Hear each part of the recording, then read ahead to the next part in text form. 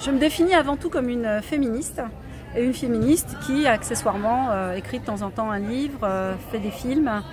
Et voilà, ma préoccupation première, en fait, c'est de proposer une relecture de l'immigration et des quartiers populaires au féminin pluriel, et d'essayer de poser une autre narration, un autre angle de vue, un autre point de vue, et finalement de mettre en exergue que dans les quartiers et partout où il y a finalement des femmes, il y a des dynamiques émancipatrices qui sont puissantes, mais sur lesquelles on ne met pas suffisamment la focale parce que on a pris pour habitude de raconter l'histoire au travers des guerres, des conquêtes, de l'économie, de la finance, et du coup, tout ce qui est lié aux femmes, à le lien social qu'elles tissent, à tous ces combats qu'elles mènent dans l'ombre, finalement, reste l'angle mort un peu de l'histoire. Et donc, j'ai décidé de repartir à l'assaut de mon histoire personnelle. Et donc, en déclinant cette histoire d'un point de vue d'abord de femme, eh bien, j'allais à l'exploration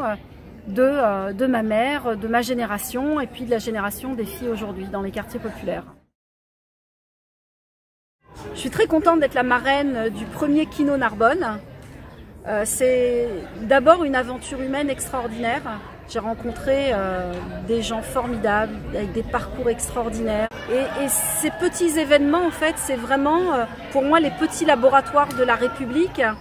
Et ça nous démontre comment on fait société ensemble, comment on prend par la main des gens qui viennent d'arriver, qui doivent relier leur propre histoire à cette grande histoire de la France. Et c'est pas évident quand on vient de pays, comme on l'a vu tout au long de ce kino, des gens qui ont leur propre histoire, et leur histoire, elle n'est pas, j'allais dire, en termes de droit aussi avancée que ce qu'est la France. Et en même temps, on leur montre aussi que nous, on continue aussi le combat, parce que finalement, la liberté, l'égalité, sont des idéaux, et que chaque fois, on vient apporter notre pierre à cet édifice pour l'emmener le plus loin possible, et peut-être qu'un jour, il atteindra les étoiles.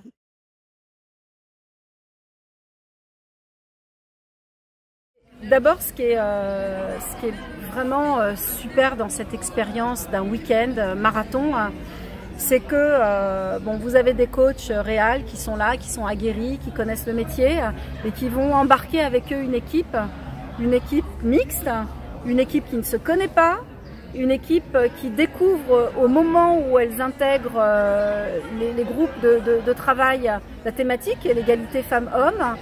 Et on a eu 10 films avec 10 regards totalement différents, 10 manières de faire. Et ça, c'est vraiment fantastique, parce que quand on est réal et qu'on fait des films, on traite de sujets. Et en fait, on se rend compte qu'il y a une infinité de façons de traiter le sujet, que finalement, c'est chacun part de son histoire pour aller nous raconter ce point de vue-là.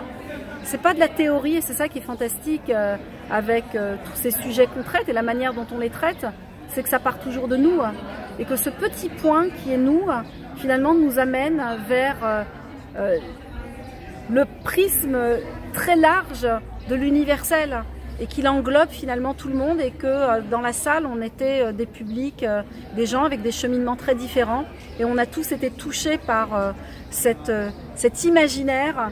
Ce qui était hyper intéressant, ce qui m'a beaucoup touchée, moi, au travers de ces films, c'est effectivement qu'on arrive à prendre conscience que d'une génération à une autre, d'une mère à sa fille, d'une fille à son propre cheminement de devenir femme, on se rend compte en fait que c'est toute une évolution, et que ce qu'une génération gagne, elle le gagne grâce à la prise de conscience de celle qui la précède, et que celle qui la précède, elle a ses limites.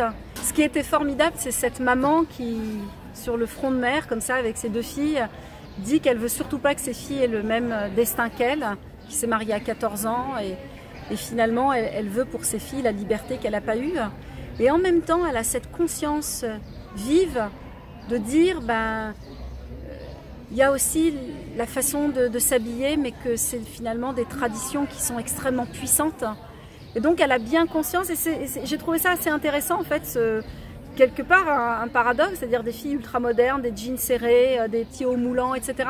Mais quand même ce voile qu'elles portent. Et on comprend que finalement, ça ne la gênerait pas, la maman, que les filles ne portent pas le voile. Et je pense que les filles aimeraient ne pas le porter, mais qu'on sent le poids de tradition. Et quelque part, elle nous le dit, ben, il faut laisser le temps au temps. C'est-à-dire que moi, ma génération, elle a des objectifs, elle a des envies de liberté pour ses filles, mais que probablement c'est la génération de sa fille qui ira peut-être un peu plus loin avec leur propre fille à elle. Et ce film-là, il m'a vraiment beaucoup touchée parce que moi-même, en fait, il m'a questionnée sur un certain nombre de certitudes que j'ai. Et voilà, quoi. Je l'ai trouvé très touchant, mais j'en ai trouvé d'autres aussi très drôles. Voilà, voilà, c'est comme à l'école des fans, en fait. Pour moi, ils ont tous gagné. De toute façon, il n'y avait rien à gagner. Et ce qui était très important, c'est pas tellement l'objet final, le film, c'est le chemin pour arriver à cet objet et ce que vous avez fait vivre, en fait, à ces familles, à ces jeunes. En 48 heures, je pense que ça va les marquer pour leur vie durant. J'en suis convaincue. Je reviens au prochain Kino avec grand plaisir. Et en tout cas, moi, j'ai gardé des contacts avec plein de personnes de cet atelier, y compris des réals. Voilà, il y avait beaucoup d'humanité et c'est un vrai shoot, en fait. En tout cas, pour moi, c'est comme ça que je requinque un peu mes batteries. Et que ça me donne le courage de continuer la lutte. Parce qu'on se fatigue quand même, hein. Les militants, on n'est pas des machines. Mais quand on vit des expériences comme ça, franchement, c'est magnifique. Merci.